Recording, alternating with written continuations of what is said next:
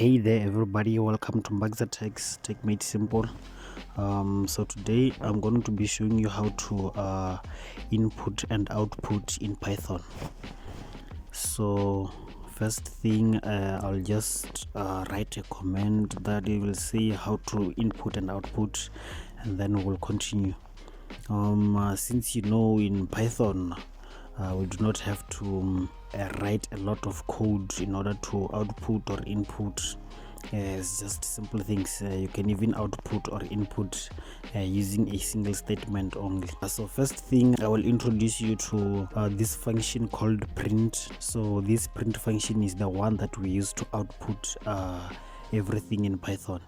So you'll just write print, and then maybe inside you can use parentheses so that it becomes a string, and then for example print array, and then when we run this program it will output exactly as it is. It will just output array as it is. So you know that this is a string. Those parentheses there simply means that it's a string, so whatever that is inputted in there, whatever that is written in there, will be outputted as it is, as you can see here.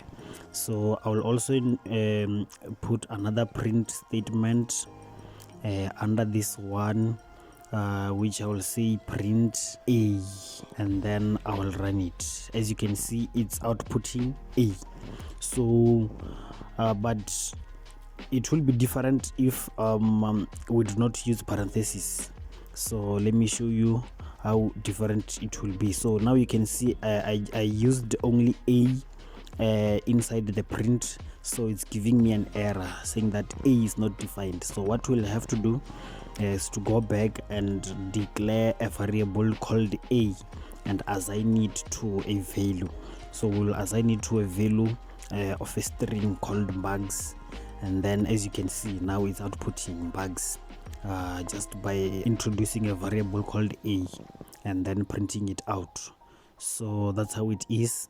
And then also there are still other ways of outputting in Python. As you can see, let's continue. So we can say B is equal to 5, or A is equal to 5, or any other variable, and then output it. So we can print A as it is. If you can see here, there's a difference between the A that I'm outputting here and the A that are outputted there on top. So they are different variables because the compiler compiles from top to bottom. So the first one will be compiled and printed out as it is as bugs, and then the second A also will be compiled and ran as it is for the second variable.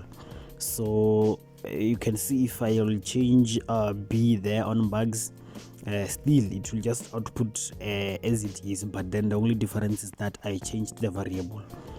So now let's delete this, the outputting part. I think we're done with the outputting part, and then let's go to the inputting part. But also the inputting part will also be combined with the outputting part. So we can say name is equal to input. So that's what we are doing here is declaring a variable called name. That variable called name, we want it to prompt the user to input a value for that variable called name. Now we are not assigning it, we're just prompting the user. As you can see, I prompted the user to input 6, and then the user did. So if we just say name is equal to input and then print name, then the program, it will simply ask us for an input, as you can see, whatever that I wrote there, and then it will also output it as it is, since you can see, because this input function takes everything as strings. So everything that is inputted in there will be taken as strings, unless you specify that you want to work with another data type. So this is another method of inputting or prompting the user. You can say enter your name inside of parentheses, so it will be outputted as it is, and then the user will have to enter whatever input they are entering there. As you can see, I'm entering Bagza, and then it's outputting Bagza as it is. So also for another example, let me introduce a variable called age age is equal to let's say age equal to input. Same thing here, how old are you? So here we're asking the user, how old are you? So the user will have to input their own age, and then it will be outputted as it is. So here you must note that everything is outputted, whenever you input something, it's taken as a string unless you specify. So here it will take my name as Are, how old am I, 121. So it will just say Are 121 as it is. Since you can see we just concatenated name and age. So we can also say name and put is inside of parentheses. It's giving me an error.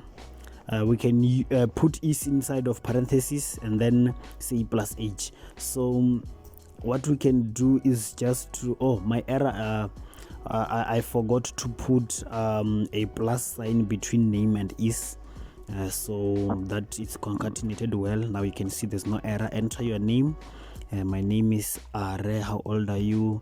I'm 16, and then Are is 16. So you can see that it's outputting name plus is plus age. So this is just concatenation. It will not add anything. It will just output them on the same line. So this is how we input and output in Python. There are still more other ways.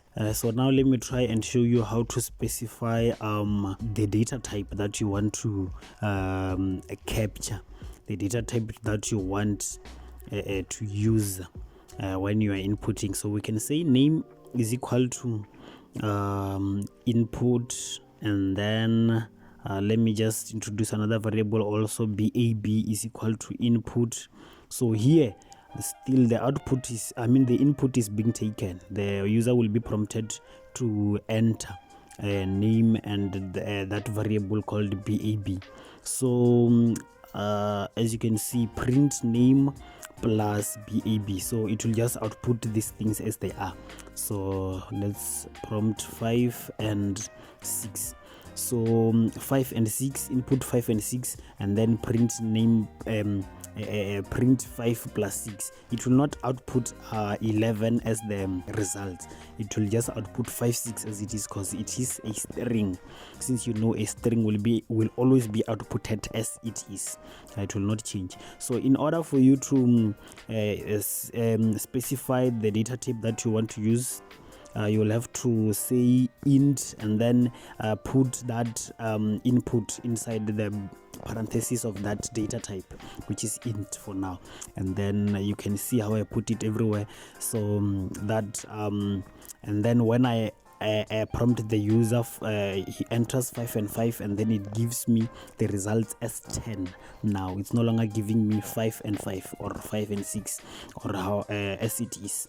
So that's how it is, how to specify data types. So also if you specify a data type as an integer, and then for example the user enters a floating point, then it will give an error. It will give an error, since you can see value error invalid literal for integer with base 10 0.5. So it's simply telling you that no, you cannot enter a floating point for an integer. So what you have to do is to specify that I want to work with floating point. And then now you can see, let's run again, and then we can use 5.5 and 2.3. Now you can see it's 7.8. The results are 7.8 because it's taking them as a floating point, and there's no error. It's fine as it is. So thank you very much everybody for tuning into this session, and please continue watching. Please subscribe, like, and share the link. Thank you.